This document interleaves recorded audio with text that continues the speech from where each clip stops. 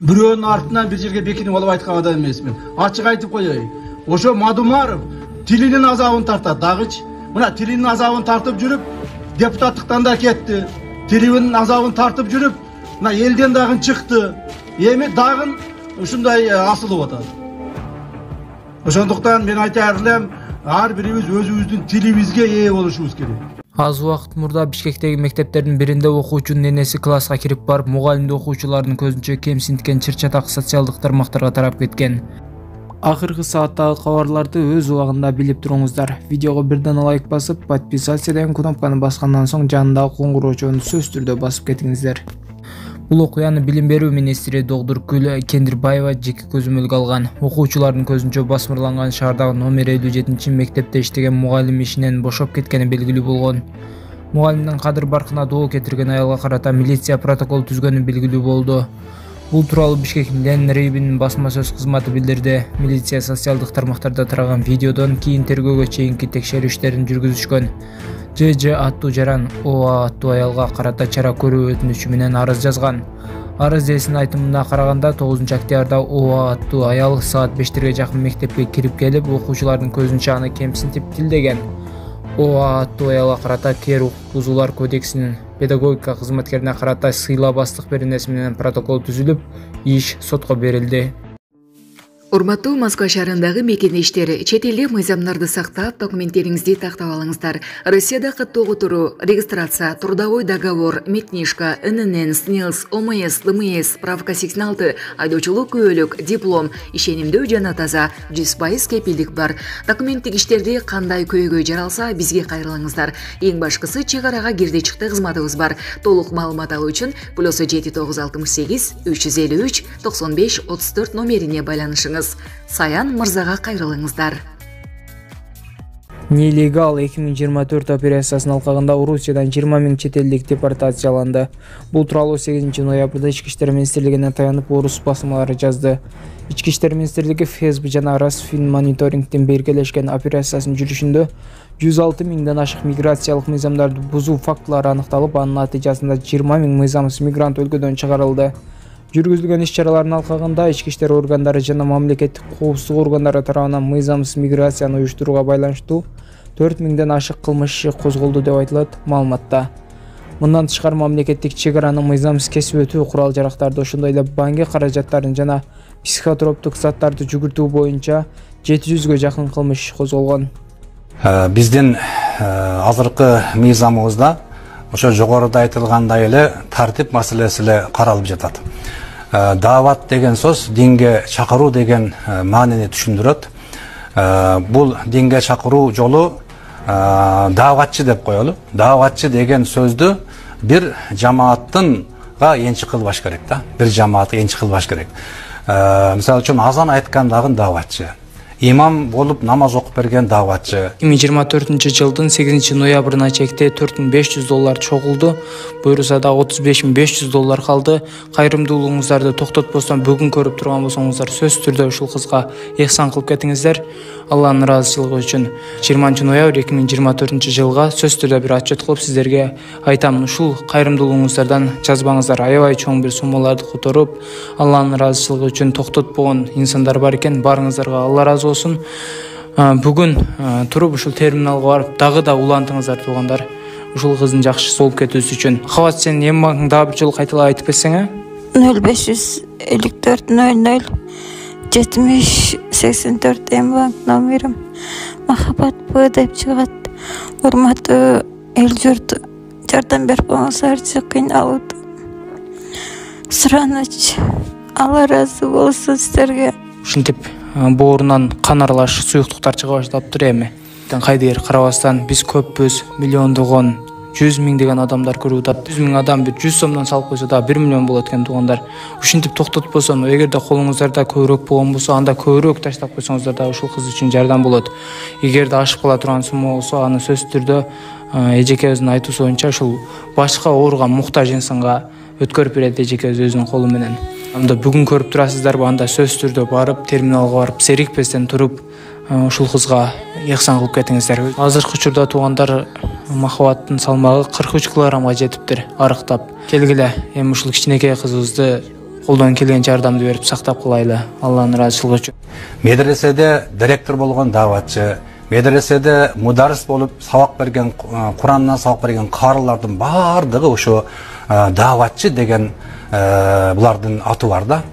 Бирок бир жамаат ошол даватчыны өзүгө энчилеп алып, анан кийин ошо даватка чыкпасаң ушундай деп даватты бир элдерге парз же болбосо сүннөт катары көрсөтүп, даватка чыкпасаң күнөөкөр болосуң деген баягыдай түшүнүктөрдү киргизгендиктен ошол биздин коомубузда, биздин мусулмандардын арасында кичине ушул мыйзам тууралуу баягыдай келишпестиктер болду да.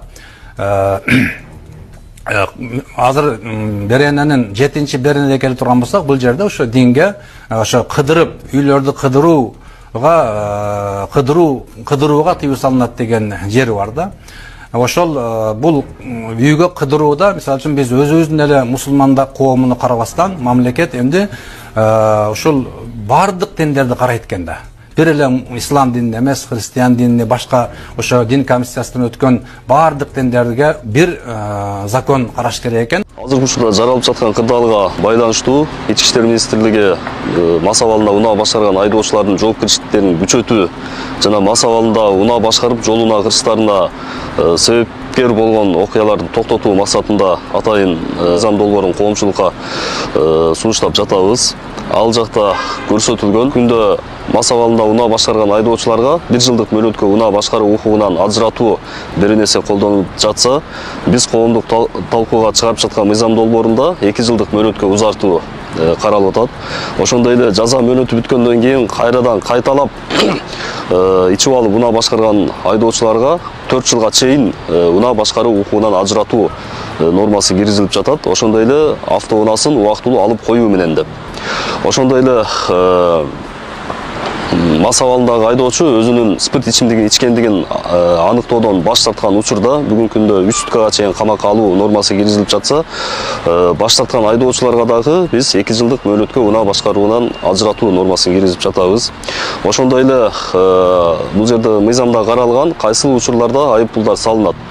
Эгерде жашы 60 жаштан жогору болгон эркек кишилер, 55 жаштан жогору болгон аял кишилер, ошондой эле 1-2 топтогу майыптыгы бар мүмкүнчүлүгү чектелген жарандар, ошондой эле боюнда бар аялдар эгерде айдоого укугу жок болуп туруп мас абалында унаа башкарса, анда буларга 20 000 өлчөмүндө айыппулдарды салуу каралып атат.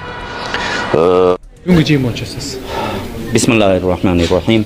Мына дин тутуу жана дин эркиндиги боюнча мыйзам долбоору сунушталып келген. Буга 2 айдан бери бир биздин ошо мыйзам сунуштагандардагычы бул диний нерсе назик болот. Элибиздин дээрлик 80%дан ашыгы 90%га жакыны мусулман калкы жашайт. Элибиз динчил эл деп биздин маалымдарга берди. Муну жакшылап талкуулагыла деп. Кеминде бир 50ге жакын чогулуш болду окшойт бугачы. Комиссия отуруп, муга юристтер чакырылып, бардык ошо диний терең түшүнүгү бар диндин бизде дин тутууда дагычы ичибизде багы динди сый урмат кылышат дагы адамдар багы өзүнчө бир багы ыйык катары көрбөлө ага жолошпойт. Бирок ал тарапта дагы инсандар да, ал тарапта да адам кемчиликтүү. Ошон үчүн көп нерсени толуктай турган нерсе бар. Муну менен диний ишмерлер гана муну билет. Карапайым ал адамдар дин деселе деп ыйык тутат да. Ошон үчүн бирок ыйык туткан нерсени да тартиптештирибиз керек. Инналлаха юхиббул итқан деген сөз бар. Алла таала дагы тартипти жакшы көрөт. Анан бардык мамлекетте тартип бар. Бизге диний эркиндик ушундай ченемсиз берилген, бирок ошо эркиндикти обжок пайдалангандагы абалдар кездешилип келген. Бирок ошо диний мыйзамды жаңы долбоорун эски долбоордогу биздин заманыбызга ылайык эмнени оңдош керек болсо ошого пункттар киргизилген. Ага дагы өзүбүздүн пикирлерибизди айтып келдик. Башаламандыктарды токтото турган бир тартиптештире турган бир мыйзам болот. Кудайым буйрса биздин мына өлкө башчыбыз Садыр Нуркожоевичтен дагы мына Алла ыраазы болсун демекчибиз. Анткени ал киши ушу диний алымдарды Кыргызстанда болгон башы көрүнгөн диний муфтини баш кылып диний алымдарды ушул жерге бир 5-чи жолу топтоду. келбей оюңарды айткыла, эч ким тийишпесин силерге, өзүңөрдүн оюңарды айткыла деп ошо салып берди. Анан толук ой пикирлерин айтышты элдер. Мына 99% Кудай буйрса баягы долбоор жыйынтыкталып калды. Акыркы дагы бүгүн 3-4 кечине пикирлер айтылды. Аны юристтер дагы бир карап чыгып, ошо пикирлерди киргизип туруп, андан кийин иншалла бул мыйзам баягы ишке ашып кала турган болсо, биздин диний чөйрөдө мечиттердин салынышы, анын башкарылышы, мечиттердин имамы, алардын кийген кийимдери, формалары, эстеликтер, мүрзөдө коюлган эстеликтерден баштап бардыгы иреттелип, бир диний ырым-жырымдар, тойдогу, жамандык болгон жерлердегиден баштап медреселердин курулушу, а жердеги окутулган нерселер, а жерде эмнелер окутулуп атат. Бизде 11 миңдей киши жаш балдарыбыз медреселерибизде окуйт.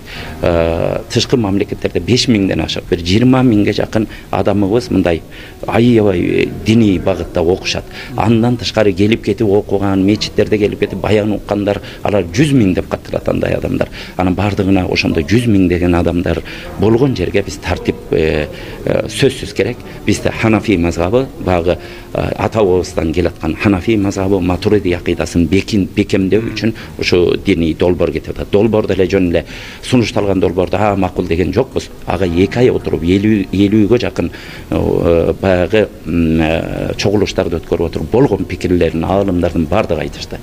Бирок карапайым эле ошо аалымдарга өкүлдөр катары ишениши керек. Анткени диний жааттагы проблемаларды, анын ичинде болуп аткан баягы муктаждыктарды ошо диний аалымдар билет.